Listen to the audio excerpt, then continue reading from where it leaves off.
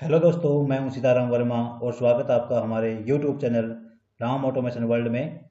दोस्तों, आज की वीडियो में हम देखेंगे कि हम डेल्टा पीएलसी के अंदर सब्ट्रैक्शन की कमांड को कैसे एग्जीक्यूट कर सकते हैं और सब्ट्रैक्शन की कमांड को राइट करने के क्या क्या मेथड्स हैं और इन सभी मेथड्स के अंदर क्या डिफरेंस है, इसके बारे में हम डिटेल से स्टडी करेंगे। इसके लिए हम चलते हैं हमारे WPL सॉफ्टवेयर में। दोस्तों, आप सभी से हमारी रिक्वेस्ट है कि अगर अभी तक आपने हमारा चैनल सब्सक्राइब नहीं किया तो प्लीज़ इसे सब्सक्राइब कर लें।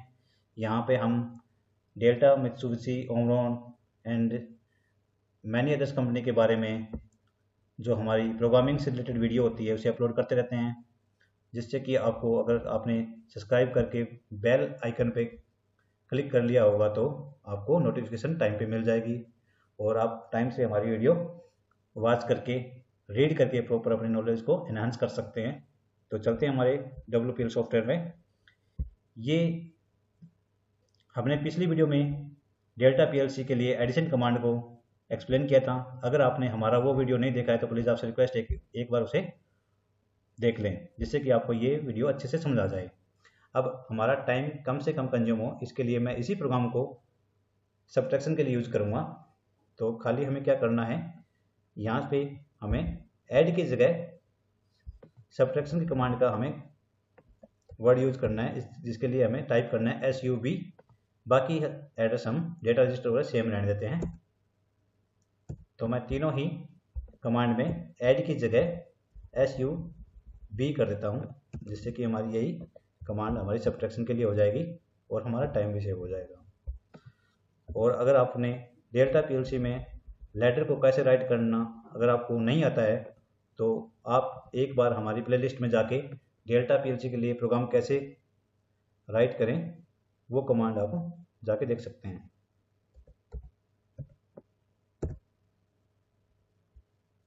यहाँ पे SUB टाइप किया है तो इसका मतलब ये है कि हमें सब्ट्रैक्शन कर रहे हैं, इसका मतलब क्या है कि D1 के डेटा में से D2 का डेटा सब्ट्रैक्ट हो जाएगा और जो हमारा रिजल्ट होगा वो D3 में हो जाएगा। और सेम कमांड ये है, D11 का डेटा में से हमारा D12 का डेटा सब्ट्रैक्ट होकर इसका जो रिजल्ट है वो D13 में सेव हो जाएगा। ऐसे ही अब यहाँ पे हमने पहले वाली रो में क्या इस कमांड को कंटिन्यूस रन किया है, जिसके लिए हमने x0 का एंड नो कॉन्टेक्ट लिया है। और दूसरी वाली रो है हमारी सेकंड रो, इसमें हमने सब्ट्रैक्शन की कमांड को x1 के राइजिंग एज से लिया है। ये खाली जब x1 हमारा लो स्टेट से हाई स्टेट में जाएगा तो खाली उसी टाइम पे वन टाइम ही ऑपरेट होगी। और थर्ड रो में हमने क्या किया है कि x2 का एंड नो कॉन्टेक्ट लिया है, बट हमने सब्ट्रैक्शन कमांड में ही पॉजिटिव एज ट्रिगर करने के लिए यहाँ पे p ऐड कर दिया है। तो ये हमारा x2 भी है। जैसे ही हमारा 0 से 1 होगा, मतलब लो स्टेट से हाई पे जाएगा, ऑफ से ऑन होगा, उस टाइम हमारा एग्जीक्यूशन होगा इस कमांड का। अब ये ऊपर वाली तीनों कमांड्स है हमारी 16 बिट है, जिसमें हमारी जो डेटा रजिस्टर में वैल्यू है हमारा वो 32,000 तक हो सकती है। अगर हमारी वैल्यू 32,000 से वैल्यू हमारी बड़ी हो रही है, चाहे हमारे इनपुट डेटा रजिस्टर में चाहे रिजल्ट वाले डेटा रजिस्टर में, अगर वो हमारी वैल्यू 32,000 से अगर लार्जर है तो हमें डबल रजिस्टर यूज करना पड़ेगा। और उसके लिए कमांड के लिए हमें क्या करना पड़ता है, जो हमारी सिंपल जो 16 बिट की कमांड होती है उससे पहले हम डी लगा देते हैं। तो यहाँ पे सब्ट्रैक्शन की कमांड को 32 बिट में करने के लिए, डबल रजिस्टर में यूज करने के लिए हमें SUB से पहले हमें डी लगा देना है और एंटर कर देना है। तो यहाँ पे ये सब्ट्रैक्शन होना स्टार्ट हो जाएगा। इस प्रोग्राम को हम कंपाइल कर लेते हैं। कंपाइल करने के बाद में प्रोग्राम को सेव कर लेते हैं और हमारे सिमुलेटर आइकन पे क्लिक करके सिमुलेटर को ऑन कर लेते हैं। सिमुलेटर जैसे ही ऑन हो जाएगा तो यहाँ पे सिमुलेटर आपको शो हो जाएगा। देन हम ऑनलाइन मोड बटन पे क्लिक करके प्रोग्राम को ऑनलाइन मोड में ले आते हैं और यहाँ पे रन बटन पे क्लिक करके हम प्रोग्राम को रन मोड में ले आते हैं। अब जैसे ही हमारा प्रोग्राम रन मोड पे है तो हमें हमारी जो डिफ़ॉल्ट वैल्यू होती है किसी प्रोग्राम को स्टार्ट करने के बाद में 00, वो हमें शो होना स्टार्ट हो गई है। अब हम कोई वैल्यू असाइन करते हैं, जैसे कि हम D1 को वैल्यू असाइन करते हैं K50, और तो यहाँ पे K50 आ गया D1 में। और D2 में हम वैल्यू असाइन करते हैं K20। तो हमारा D1 में 50 है और D2 में 20 है। तो जैसे ही हम X0 को ऑन करेंगे यहाँ पे, तो D3 में हमारा 30 वैल्यू आ जाएगा, क्योंकि 50 में से अगर 20 को सब्ट्रैक्ट करते हैं तो 30 यहाँ पे रिजल्ट में आ जाएगा। तो चेक करते हैं क्या ये सही से सब्ट्रैक्शन हमारा हो रहा है या नहीं। तो X0 को हम ऑन करेंगे तो जैसे कि आप देखोगे यहाँ पे हमारा 30 यहाँ पे आ चुका है। तो जो कि हमारा सब्ट्रैक्शन की कमांड है वो प्रॉपर एग्जीक्यूशन हो रही है। अभी हमने एंड नो कॉन्टैक्ट लिया है, तो देखोगे आप जैसे कि हम अगर रनिंग में भी अगर मैं कोई वैल्यू को चेंज करता हूँ तो हमारा रिजल्ट भी चेंज हो जाएगा। जैसे D1 को मैं K50 की जगह K100 करता हूँ तो यहाँ पे K80 आ गया।